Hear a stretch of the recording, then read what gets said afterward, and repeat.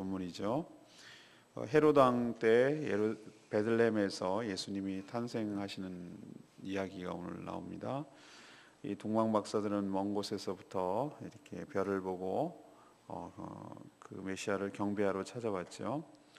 당연히 그들은 이스라엘의 수도인 예루살렘에 왕이 나실 거라고 생각했습니다.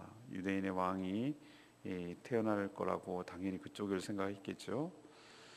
그래서 헤롯 왕께 물었고, 왕이 어디 계시냐고 물었고, 이 헤롯 왕은 놀래서 이 대제사장과 서기관들에게 또 어디가 태어날 거냐고 연관대로 얘기를 했고, 또 그것이 베들레헴이라는 대답을 얻습니다. 그래서 자기도 경배하러 가겠다고 거짓말을 하고 알아봐 달라고 얘기를 하고, 동방 박사들은 또 별의 인도를 받아서 별이 멈춘 곳에서 아기를 발견하고, 또 황금과 유향과 모략 등 보물로 주님께 드리며 경배한 이야기가 나옵니다. 다시 왕궁으로 돌아가지 않고 하나님 꿈을 통해서 이 박사들을 다른 곳으로 돌아가도록 그렇게 지시하는 내용이 오늘 전체적인 내용이 되겠습니다. 오늘 말씀 예수님의 탄생이 바로 예언이 성취된 것이라는 것을 우리에게 보여줍니다. 이 동방 박사들로부터 유대인의 왕이 태어나셨다는 그 소식은 헤롯 왕 그리고 신하들에게는 굉장히 충격적인 소식이죠.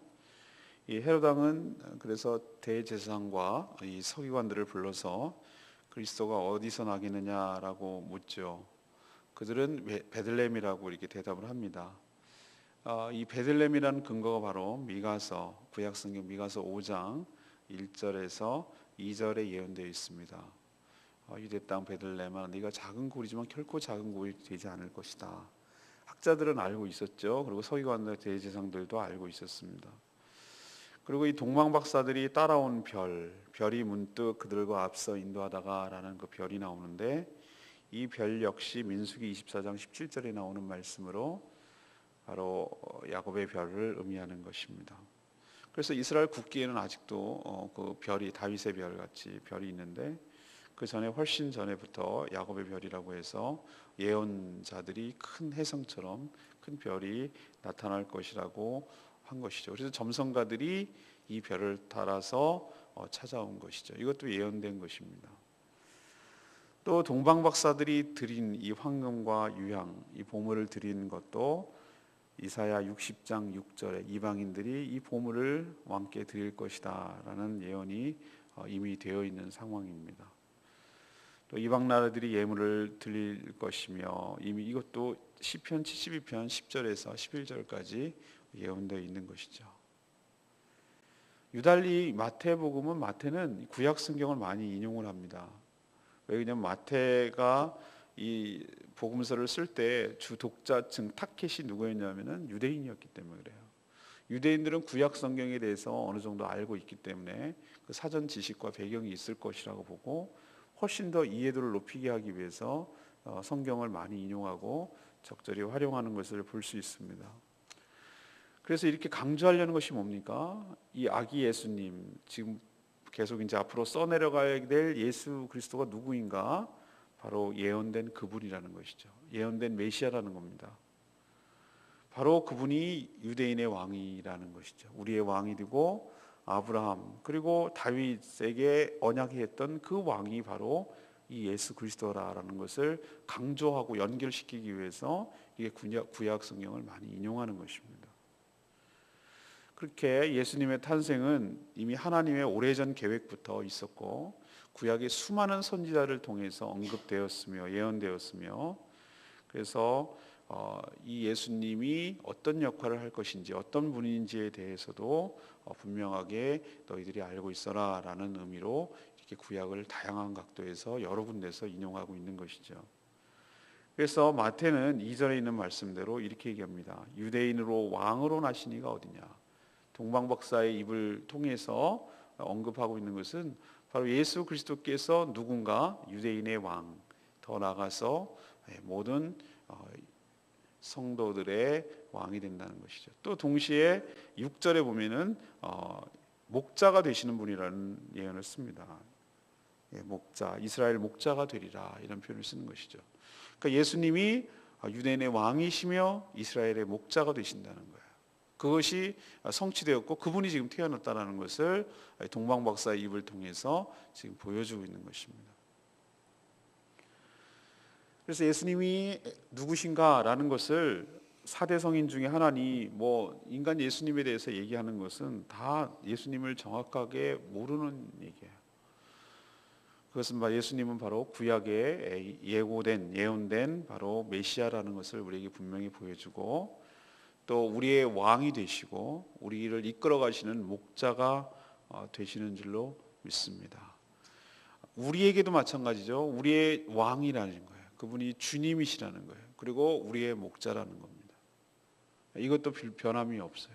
그래서 우리가 인정하든 안 하든 간에 우리가 정말 믿고 대해야 될 태도는 이 이방인의 입술을 통해서, 동방박사의 입술을 통해서 얘기했던 대로 예수 그리스도를 나의 왕으로 섬겨야 되는 것이고, 우리는 그분의 양이고 우리는 그분의 음성을 듣고 따라야 될 줄로 믿습니다. 요한복음 15장에 분명히 얘기했죠. 나는 너희 참 목자라고 그랬어요. 거짓 목자도 많거든요. 참 목자라 하고 너희는 나의 기르시는 양이라고 그랬어요. 우리는. 그렇기 때문에 양과 목자의 관계처럼 양은 절대적으로 목자에 절대적으로 목숨이 달려 있어요. 양은 스스로 살아갈 수 있는 존재가 아니에요. 그의 음성을 듣고 쫓아가는 길밖에 없어요. 양이 살 수 있는 길은 그거밖에 없어요. 눈도 근시해요. 이게 배가 뒤집어지면 다시 돌아오지도 못해요. 무기가 하나도 없어요. 성질도 개파가고 오로지 목자에게 자기 목숨이 달려 있어요. 양이 할 수 있는 딱 한 가지밖에 없어요. 목자의 음성을 듣고 그 음성을 쫓아 따라가면 되는 거예요. 그러면 푸른 초장과 실만한 물가로 인도하여 주실 줄로 믿습니다. 그리고 좋은 꼴을 먹일 뿐만 아니라 우리를 위험한 사자와 늑대와 이리 같은 악한 영들로부터도 우리를 보호하여 주시고 인도하여 주실 줄로 믿습니다. 성도들이 당연하다고 생각하는 것들을 자꾸 놓치기 때문에 우리 인생이 어려움을 겪는데, 예수님이 우리의 왕이십니다. 왕이라는 의미는 알았어 왕해 이런 개념이 아니에요. 나의 통치자가 되신다는 뜻이에요.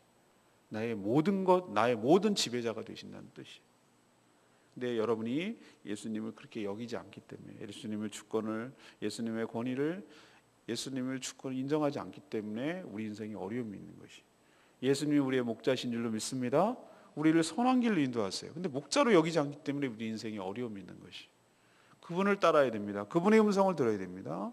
그렇게 될 때 우리 인생이 복될 줄로 믿습니다. 구약에 예언된 모든 것들이 이렇게 성취된 것처럼 앞으로 요한계시록과 예수님께서 오셔서 예언했던 모든 것들이 앞으로 성취될 줄로 믿습니다. 예수님 오시기 전까지 400년의 갭이 있었어요. 400년 동안 하나님은 침묵하셨어요. 말라기 선지자 이후에 400년이, 무려 400년. 그리고 세례 요한이 나왔어요. 여러분 4년도 못 기다려요. 여러분 40년도 못 기다리고 4주도 못 기다려요. 우리는 너무나 변덕이 죽을 듯하고 기다리는 걸 못해요. 인내력이 없어요. 근데 하나님 400년 동안 침묵하셨지만 끝내 약속을 잊어버리신 것도 아니고, 약속을 포기한 것도 아니고, 약속할 능력이 없어서도 아니고, 하나님의 때가 되니, 그 하나님은 천년이 하루 같은 분이기 때문에 그건 일도 아니에요. 하나님의 때가 되어서 이제는 예수 그리스도를 보내주신 것처럼 우리가 앞으로 남아있는 모든 것들 주님이 다시 오셔서 우리를 영접하시고 인도하시고 영원한 세계로, 영원한 천국으로 인도하실 거라시라는 예언도 반드시 성취될 줄로 믿습니다. 우리는 그 한가운데 지금 살고 있는 것이, 믿음을 가지고 끝까지 우리의 왕 되신 그분, 목자 되신 그분을 향하여 따라서 살아가는 복된 인생 되기를 간절히 바랍니다. 두 번째, 예수님을 아는 것과 경배하는 것은 별개 문제라는 것을 우리에게 가르쳐 줍니다. 예루살렘이 크게 막 소동하고 난리가 난 이유가 뭐죠? 자신도 모르는 일인데, 유대인인 정작 자신도 모르는 일인데, 이 동방에서 온 이 점성가들, 이 박사들이 오히려 유대인의 왕이 어딨냐고 얘기를 하니 얼마나 자기들은 놀라운 일이겠어요? 놀랄 일이겠어요? 유대인들의 최대 관심사는 어디죠? 그리스도의 탄생이에요. 학수고대예요, 그분들은. 지금도 예수를 인정하지 않고.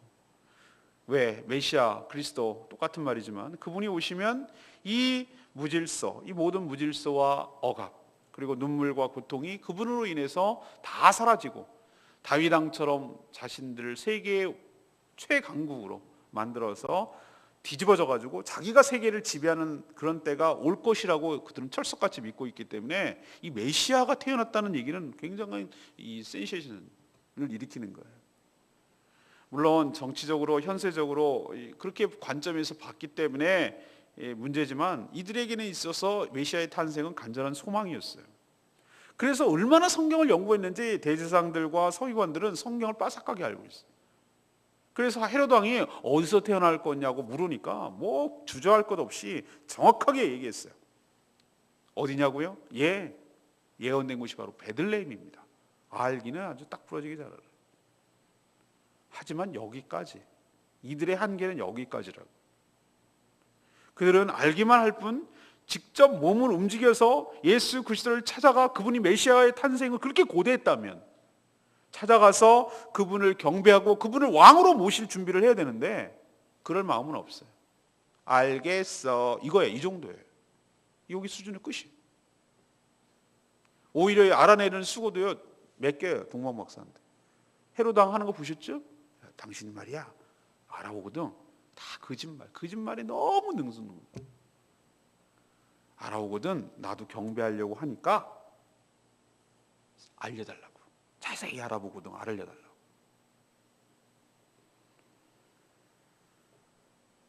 알아내면 죽일 생각뿐이었죠. 그래서 신약 성경이 뭐라고 얘기했냐면은 아는 것과 믿는 것이 하나가 돼요. 이것이 진정한 경건일 줄로 믿습니다. 아는 것을 행하는 삶. 야고보서에서 우리가 쭉 묵상했던 게 바로 그것이죠. 우리의 참 믿음이 무엇으로 드러납니까? 우리가 메시아를 진정으로 믿습니까? 이들로 치면은 유대인들이 치면은 예수 그리스도 메시아가 그렇게 오기를 간절히 기다렸던 것이 진짜 믿음입니까? 진짜 믿음이라면 어떻게 하는 것이죠? 찾아가 확인하고 오히려 별 볼 일 없는 목자들은 그 소식을 듣고 정말로 그런가 해서 찾아왔잖아요. 오히려 유대인이 아닌 이방인 이 동방 박사들은 세 명은 그렇게 오히려 멀리 별 하나만 보고 직접 계시도 아니고 그 흐릿한 뚜렷한 계시도 아니고 베들레헴이 어딘지 자기들은 성경도 없어요. 그냥 하나님이 주신 어떤 일반 계시, 자연 계시 그 하나 별만 보고 쫓아올 정도로 그렇게 열심이고 자기의 모든 보물을 다 쏟아부을 만큼 헌신하고 경배하고 그러려고 하는데 정작 자기 땅에서 어딘지도 알고 있고 그 얘기까지 왔다는 얘기까지 태어났다는 얘기까지 다 들었음에도 불구하고 이들이 하는 행동이 뭐냐고요. 예루살렘에서 베들레헴이 그렇게 먼 줄 아십니까? 멀지도 않아요. 아무리 교통이 안 발달했다 하더라도 지금 걸어서 가면 한나절이면 간다고. 멀 거리도 아니에요. 예루살렘하고 이 베들레헴이. 서남쪽에서 조금만 걸어내면 돼요. 마음만 먹으면. 근데 그럴 마음이 없어. 이게 위선이고 이게 거짓 믿음이라는 거예요. 이방인도 이런 수고 헌신을 하는데 그들은 그렇게 헌신하지 않는다는 것이죠. 근데 이걸 우리에게 도전하면 어떻습니까? 우리도 그럴 경우가 되게 많아요. 우리의 삶에 동반되지 않는 신앙은 굉장히 위험합니다. 삶에 동반되지 않는 신앙. 아는 것 많은 것. 이것이 결코 우리의 신앙의 전부가 아니고 본질이 아니에요. 알기야 대제사장들과 서기관들이 딱 부러지게 더 잘하지. 베들레헴을 왜 모르겠어? 이건 저에게 주는 레마의 말씀이기도 해요. 아는 것과 행하는 건 전혀 별개라는 거예요. 우리가 아는 것과 그렇게 살아가는 것은 전혀 별개의 문제라는 거예요. 이걸 우리에게 도전을 주고 계세요. 사랑하는 여러분, 여러분도 아는 것과 믿는 것이 하나가 되는 역사가 있기를 바랍니다. 이런 이중적이고 위선적인 삶을 걷어치우고 정말 참 믿음과 참 신앙이 되기를 간절히 바랍니다. 여러분의 삶에 아는 것이 삶의 적용이 되고 삶의 변화로 일어날 때 여러분이 아는 것이 진짜입니다. 지식적으로 아는 것, 그것이 아는 것이 아닙니다. 진정으로 아는 사람은 인격이 변화되고 여러분의 삶의 열매가, 성령의 열매가 맺혀지는 것이죠. 그렇게 될 때 여러분이 진정으로 성령으로 충만하고 변화됐다는 것을 알 수가 있겠죠. 사랑하는 여러분도 정말 예수 그리스도를 아는 만큼 헌신하고 경배하는 동방 박사처럼 그렇게 삶과 알미 같이 가는 복된 인생 되기를 간절히 축원합니다. 마지막 세 번째는 무엇입니까? 예수 그리스도를 믿는 자 역시 하나님의 보호를 받는다는 겁니다.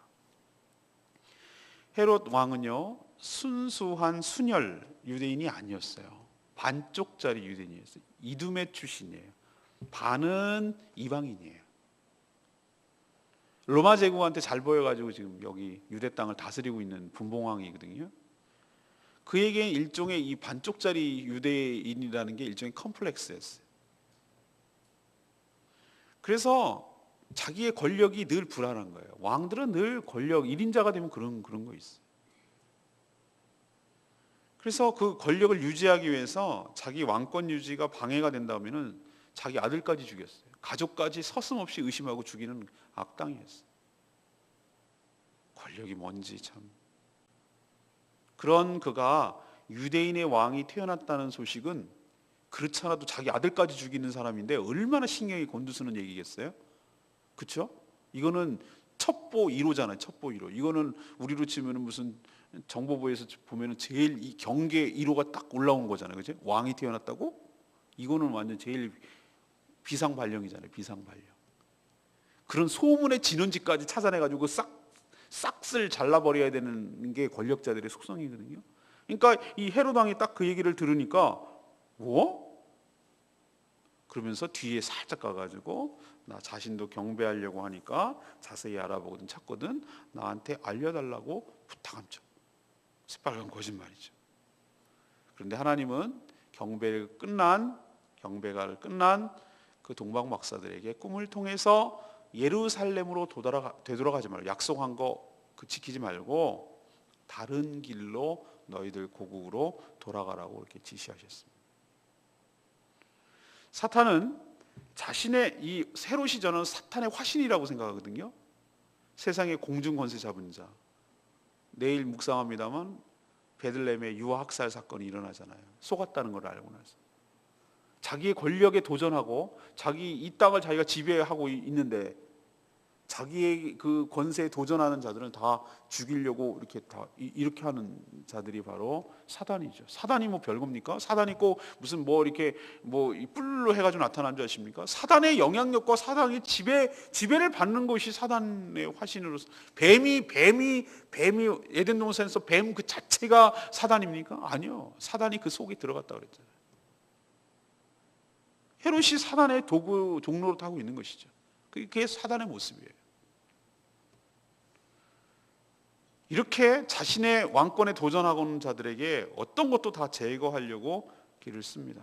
그러나 하나님은 사단의 모든 동기 그리고 그 상황 이 모든 것들을 다 간파하고 계신 줄로 믿습니다.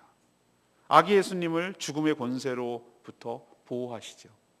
하나님은 적절한 때에 적절하게 나타나셔서 적절한 말씀을 하심으로 우리를 인도해 가시고 우리를 주도해 가시는 줄로 믿습니다.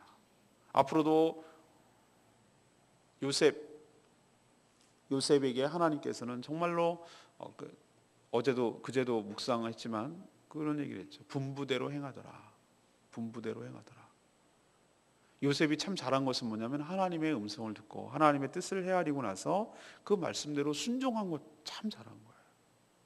하나님은 요셉에게만 온 것이 아니라 또 여러 사람들에게 필요에 따라서 하나님께서 그에게 레마의 말씀을 주셔서 적절하게 모든 일들을 행하시는 줄을 믿습니다. 요셉을 아기가 있으니까 가서 아기를 베들레헴에서 낳을 때 너를 죽이려고 하니 어서 저쪽으로 피해라. 애굽으로 가고 내일 묵상할 거죠. 다시 이제는 죽었으니 돌아와라. 아킬레오가 있으니까 여기 너무 또 똑같은데요. 아버지나 걔나 그러면은 갈릴리 지역으로 나사렛으로 가라. 이렇게 다 지시함을 받고 가요. 하나님은 그러면은 유대인들에게 하나님이 그 요셉은 예수님의 아버지니까 나타났습니까? 아니요. 동방 목사들은 하나님을 잘 모르는 사람일 수 있는데도 직접적으로 관계 없는 사람일 수도 있는데도 이방인임에도 불구하고 이렇게 꿈으로 나타나서 어떻게라고 지시를 하고, 또 그들은 다윗의 별, 야곱의 별을 쫓아온 사람들인 것만큼, 예수님을 알아볼 만큼 영성이 있었던 것만큼 주의 뜻을 분별해서 또한 다른 길로 가게 하심으로 최종적으로 그 모든 포석을 이루시고, 우리 바둑으로 치면 이렇게 돌을 놓으시고 이렇게 돌을 놓고 이렇게 하고, 하수들은 그게 왜 거기다 돌을 놓고 몰라. 바둑 아니야 장기 둘 때도 하수들은 그게 왜 그렇지 하나도 몰라요.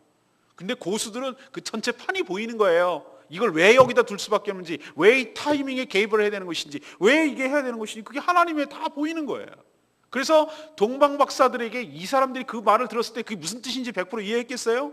너희들 헤롯 왕과 약속한 거 어디고 그걸로 가지 말고, 예루살렘으로 가지 말고 다른 길로 가라는 말을 100% 이해했겠어요? 근데 하나님은 다 이해하시죠. 이제 우리는 이해하죠. 왜? 다 지내놓고 하나님이 쓴 것을 보니 알겠네, 예수 그리스도를 보호하려는 것이구나 라는 것을 우리는 알겠죠. 자, 그렇다면 하나님께서 예수 그리스도만 보호하고 우리는 니네 알아서 해, 네가 줄 돈 내면, 이렇게 하실 분입니까? 아닙니다.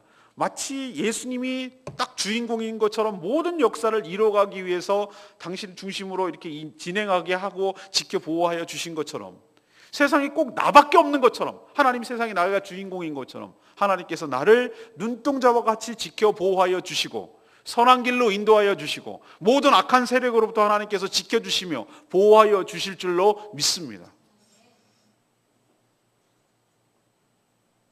그래서 여러분이 오늘도 사는 것 아니겠습니까?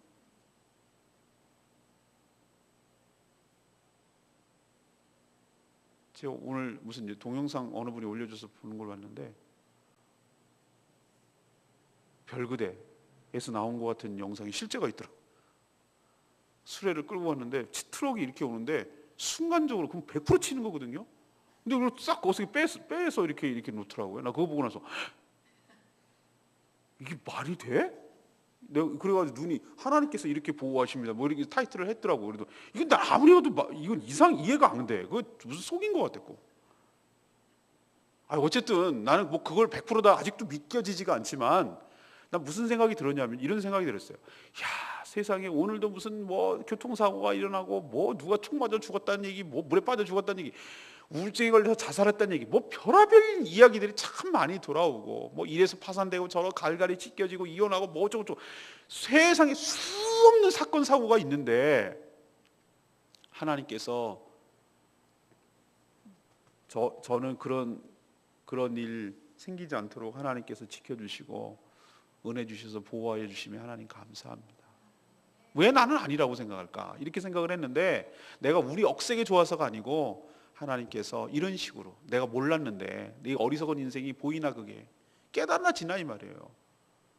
하나님께서 이렇게 지시하시고 이렇게 지시하시고 일로 가라고 하고 이렇게 보호하고 이렇게 내치고 이렇게 보호하고 일로 하고 이렇게 막아주고 이렇게 하고 이렇게 하니까 내가 잘나서 지멋에 사는 줄 알고 이 건방진 것은 깨닫지도 못하고 자기 잘난 맛에 살고 있는데, 알고 보니 하나님께서 여러분을 눈동자와 같이 예수 그리스도께서 이렇게 하시는 거 보면, 예수 그리스도를 이렇게 하신 거 보면은 우리도 똑같이 이렇게 행하고 지켜주시고 우리의 인생길을 선한 길로 인도하여 주실 줄로 믿습니다. 악한 사단은 우리를 집요하게 방해하고 교회를 깨뜨리려고 하고 그의 권세에 도전하는 모든 것들을 다 없애려고 집요하게 방해를 하지만, 최후 승리는 하나님의 것인 줄로 믿습니다. 예수를 죽이면 끝날 줄 알고 집요할 정도로 방해하지만 그건 성공 못해요.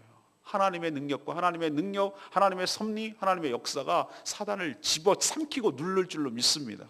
당신의 거룩한 뜻을 이루기 위한, 구속 역사를 이루기 위한 하나님의 거대한 물줄기를 사단이 아무리 집요하게 방해를 해도 막을 수 없을 줄로 믿습니다. 교회의 승리, 최후 승리, 주님 오실 그날 승리. 하나님께서는 보잘것없고 별 볼 일 없는 교회에 하나님 여전히 소망을 두시고 하나님 희망을 거시고, 교회가 세상의 소망이에요. 이 교회가 불완전해 보이고 그렇지 물지만 하나님께서 여전히 이 교회를 붙들고 하나님의 영이 임재하시고 하나님의 희망이 걸고 하나님의 계획이 있기 때문에 이 자리에 이 교회를 세우시고 하나님의 거룩한 뜻을 이루기 위하여 지금도 우리는 아무것도 하는 것도 없어 보이지만 하나님의 거대한 물줄기를 따라 인도해 가고 계실 줄로 믿습니다. 우리가 할 수 있는 것은 딱 한 가지밖에 없어요. 주의 음성을 듣고 그의 음성에 순종하는 거예요. 요셉처럼 그의 뜻의 분부대로 행하더라. 동방박사 세 사람이 분부대로 돌아가더라. 이렇게 할 때 하나님의 거룩한 뜻이 이루어질 뿐만 아니라 우리에게 선한 것이 성취될 줄로 믿습니다. 오늘 10절 말씀이 저는 레마의 말씀이에요. 그들이 별을 보고 매우 크게 기뻐하고 기뻐하더라. 동방박사들이 얼마나 이 기뻐했는지 그냥 그 부사가 많잖아요. 매우 크게 기뻐하고 기뻐하더라. 이거 굉장히 강조된 말이잖아요. 그들은 별 하나만 보고 먼 길을 찾아왔죠.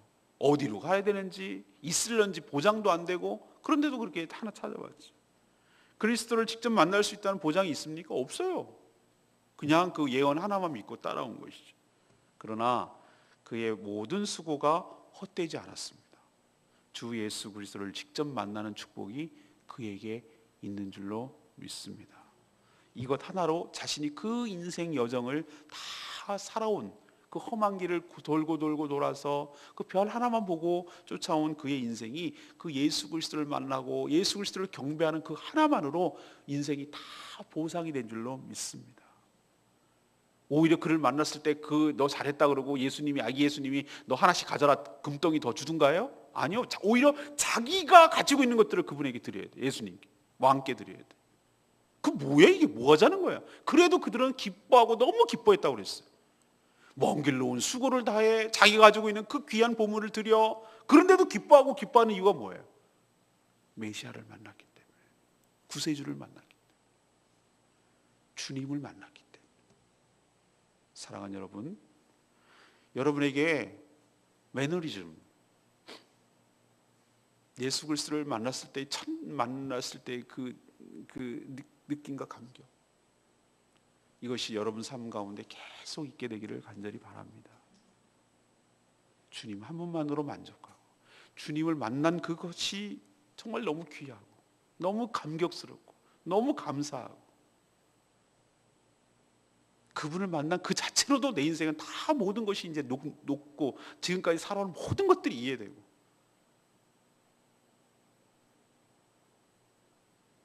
우리가 신앙의 타성에서 벗어나서 매너리즘에 빠지지 않고 우리의 첫 만남,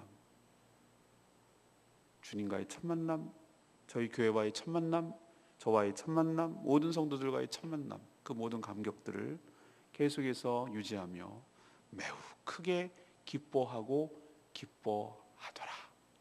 수많은 교회를 찾아서 헤맸는데 하나님께서 인도하여 주심을 감사드립니다. 내 인생길에 우여곡절이 너무너무 많고 제주도에 왔을 때 너무너무 황량하고 힘들고 어렵고 공허했는데 주님 생명의 말씀을 찾게 해주신 것 감사합니다.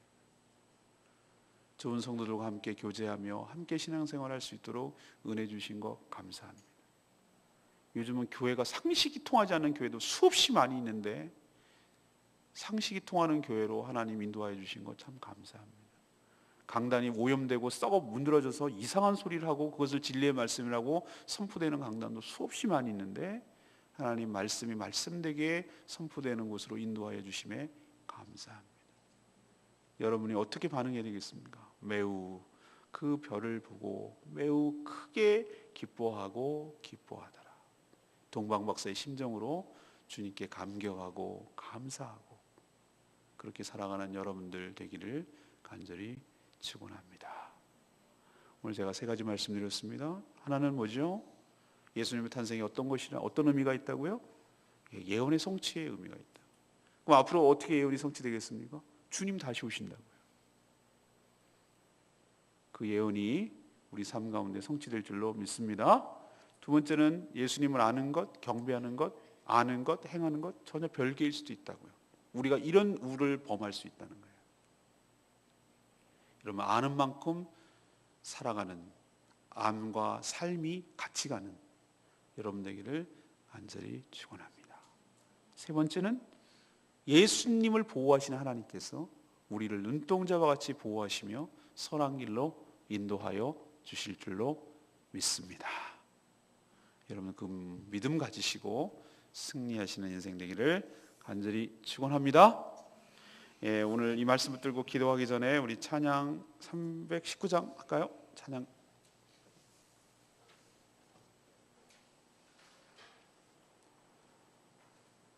319장 주의 이름을 높입니다. 동방박사처럼 주의 이름을 높입니다. 나를 구하러 오신 주님, 하늘 영광 버리고 이 땅에 오신 예수님, 구경하러 오신 것이 아니라 십자가를 지시기 위해서, 우리의 죄를 용서하기 위해서 주님 지금 올라가셔서 계시지만 우리의 영원토록 찬양받기에 합당한 분인 줄로 믿습니다. 동방박사의 심정으로 우리도 경배하며 찬양하오니 주님 기쁘게 받아 주시옵소서. 우리 319장 같이 부르겠습니다.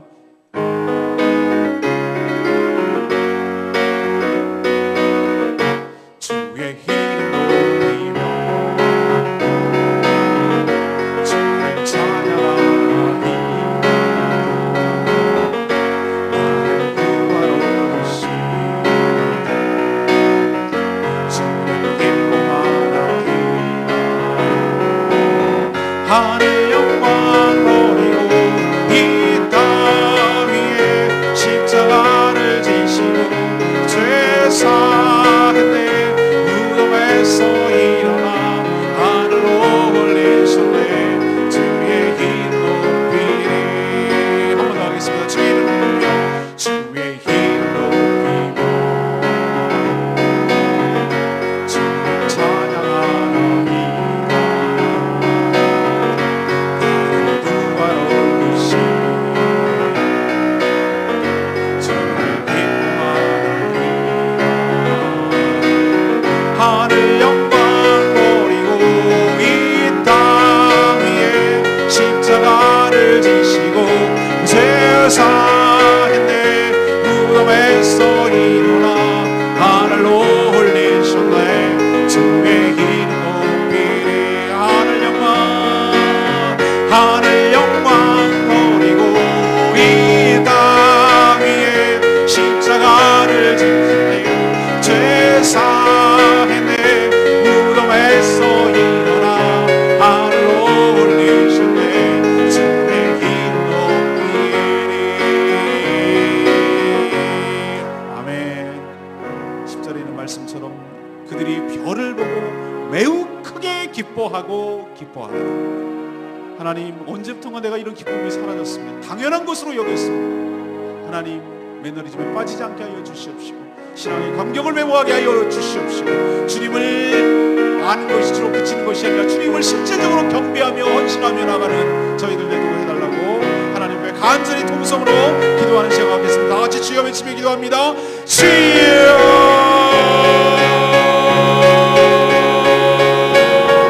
하늘 영광 버리고 이 땅 위에 십자가를 지시고 제사했네.